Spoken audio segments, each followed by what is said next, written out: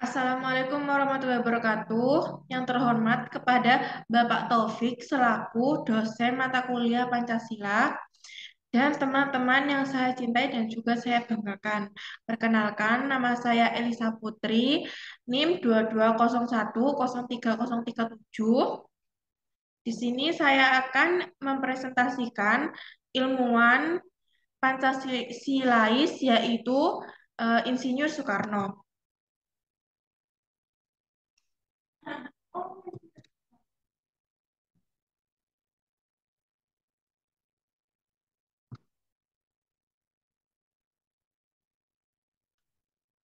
Masa kecil dan juga masa remaja Insinyur Soekarno.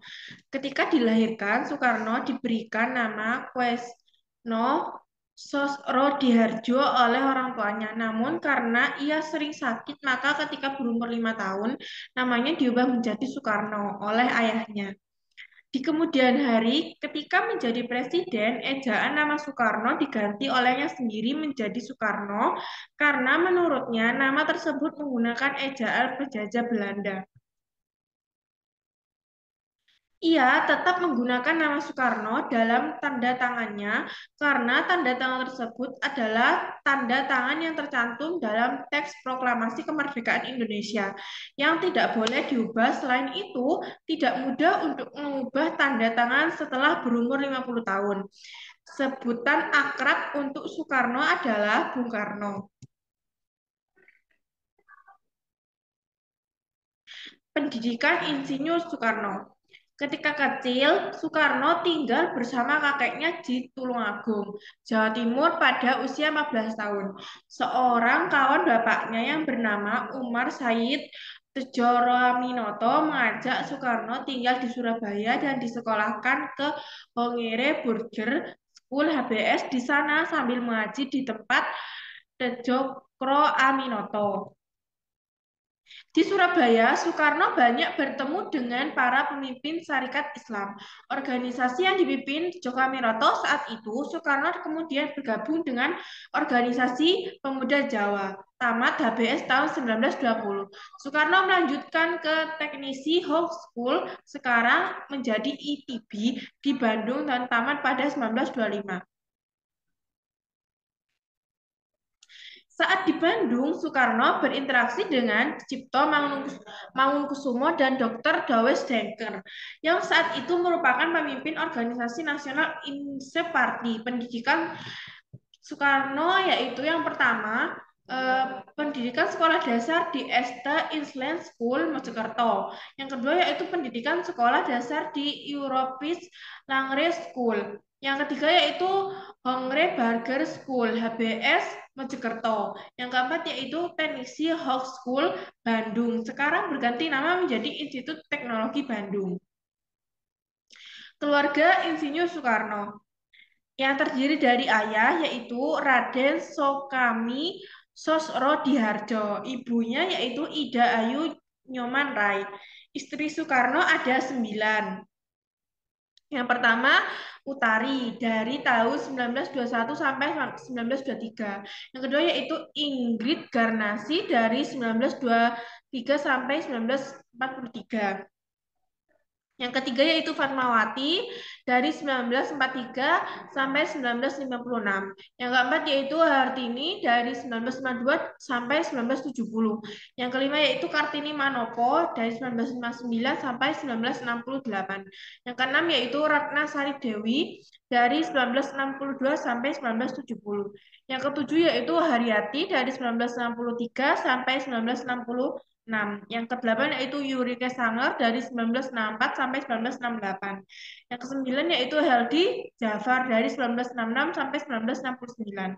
Anaknya Soekarno ada 9, yaitu Guntur Soekarno Putra, yang kedua Megawati Soekarno Putri, yang ketiga Rahmawati Soekarno Putri, yang keempat Sukmawati Soekarno Putri, yang kelima Guru Soekarno Putra, yang keenam Taufan Soekarno Putra, yang ketujuh Bayu Soekarno Putra. 7 putranya itu semua kelima putra Soekarno itu dari Fatmawati, 2 putranya dari Hartini. Yang ke-8 yaitu Totok Suryawan dari Kartini Manopo, dan ke-9 yaitu Kartika Sari Dewi Soekarno dari Ratna Sari Dewi. Presiden Soekarno semasa hidupnya dikenal memiliki pesona sehingga dengan mudah menaklukkan wanita cantik yang diinginkannya. Sejarah mencatat Bung Karno 9 kali menikah, namun banyak yang tidak tahu wanita seperti apa yang dicintai sang putra Fajar itu. Untuk urusan kriteria, ternyata Bung Karno bukanlah sosok pria neko-neko. Perhatian Bung Karno akan mudah tersorot jika melihat wanita sederhana yang berpakaian sopan. Kehidupan pernikahan Bung Karno dan Fatmawati memang penuh dengan gejolak perjuangan. 2 tahun setelah kebudayaan keduanya menikah, Indonesia mencapai kemerdekaan. Tapi ini belum selesai. Justru saat itu perjuangan fisik mencari puncaknya. Bung Karno pastinya terlibat dalam setiap momen-momen penting dalam perjuangan bangsa. Peran Insinyur Soekarno dalam masa pergerakan nasional. Soekarno untuk pertama kalinya menjadi terkenal ketika dia menjadi anggota Jogjava Surabaya pada tahun 1915.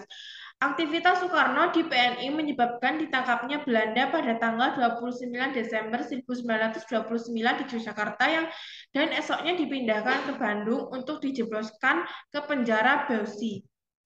Pada tahun 1930, ia dipindahkan ke Sukamiskin, dan pada tahun itu ia memunculkan pledoinya yang fenomenal, Indonesia memungut pledoi, hingga disebabkan kembali pada tanggal 31 Desember 1931 pada bulan Juli, Soekarno bergabung dengan Partai Indonesia, yaitu Partindo yang merupakan pecahan dari PNI. Soekarno kembali ditangkap pada bulan Agustus 1933 dan diasingkan ke Flores. Di sini Soekarno hampir dilupakan oleh tokoh-tokoh nasional. Pada tahun 1938 hingga tahun 1942 Soekarno diasingkan ke Provinsi Bengkulu. Soekarno baru kembali bebas pada masa penjajahan Jepang tahun 1942. Masa penjajahan Jepang. Pada awal masa penjajahan Jepang, tahun 1942 sampai 1945, pemerintah Jepang sempat tidak memperhatikan tokoh-tokoh pergerakan Indonesia. Namun akhirnya, pemerintahan penduduk Jepang memerintahkan dan sekaligus memanfaatkan tokoh-tokoh Indonesia seperti Soekarno, Muhammad Hatta, dan lain-lain. Disebutkan dalam berbagai organisasi seperti Jawa Hokokai, Pusat Tenaga Rakyat Putra, BPU-PKI, dan PPKI, tokoh-tokoh seperti Soekarno, Ki Hajar Dewantara, Kiai Haji Mas Mansur, dan lain-lainnya disebut-sebut dan terlihat begitu aktif. Dan akhirnya tokoh-tokoh nasional bekerja sama dengan pemerintah penduduk Jepang untuk mencapai kemerdekaan Indonesia. Presiden Soekarno sendiri saat pidato pembukaan penjelasan pembacaan teks proklamasi kemerdekaan mengatakan bahwa meski sebenarnya kita bekerja sama dengan Jepang, sebenarnya kita percaya dan yakin serta mengandalkan kekuatan sendiri yang aktif dalam usaha persiapan kemerdekaan Indonesia. Di antaranya adalah merumuskan Pancasila, Undang-Undang 1945, dan dasar-dasar pemerintah Indonesia, termasuk merumuskan naskah proklamasi kemerdekaan. Masa Perang Revolusi, Soekarno-Hatta mendirikan negara Indonesia berdasarkan Pancasila Undang-Undang 1945. Setelah menemukan Maskral Tauci di Dalat, Vietnam, terjadilah peristiwa Rengas Dengklok pada tanggal 16 Agustus 1945. Soekarno dan Muhammad Hatta dibujuk oleh para pemuda untuk menyingkir ke asrama pasukan pembela tanah air Peta Rengas Dengklok. Tokoh pemuda yang membujuk antara lain Soekarno, Pikana, Singgi, serta Hoirul Saleh. Namun, Soekarno-Hatta dan para tokoh menolak dengan alasan menunggu kejelasan mengenai penjelasan Jepang. Alasan lain yang berkembang adalah Soekarno menetapkan momen tepat untuk kemerdekaan Republik Indonesia, yakni dipilihnya tanggal 17 Agustus 1945. Saat itu dan bertepatan dengan bulan Ramadan, bulan suci kaum muslim yang diyakini merupakan bulan turunnya wahyu pertama kaum muslimin kepada Nabi Muhammad, yaitu Al-Quran. Pada tanggal 18 Agustus, Soekarno dan Muhammad Hatta diangkat oleh PPKI menjadi Presiden dan Wakil Presiden Republik Indonesia. Pada tanggal 29 Agustus 1945, pengangkatan menjadi Presiden dan Wakil Presiden dikukuhkan oleh KNIP. Presiden Soekarno juga berusaha menyelesaikan krisis di Surabaya, namun akibat provokasi yang dilancarkan pasukan NISA yang membonceng sekutu di Inggris meledakkan peristiwa 10 November. 1945 di Surabaya dan gugurnya Brigadir Jenderal AWS Malabi. Karena banyak provokasi di Jakarta pada waktu itu, Presiden Soekarno akhirnya memindahkan ibu kota Republik Indonesia dari Jakarta ke Yogyakarta. Kedudukan Presiden Soekarno menurut Undang-Undang 1945 adalah kedudukan Presiden selaku Kepala Pemerintahan dan Kepala Negara.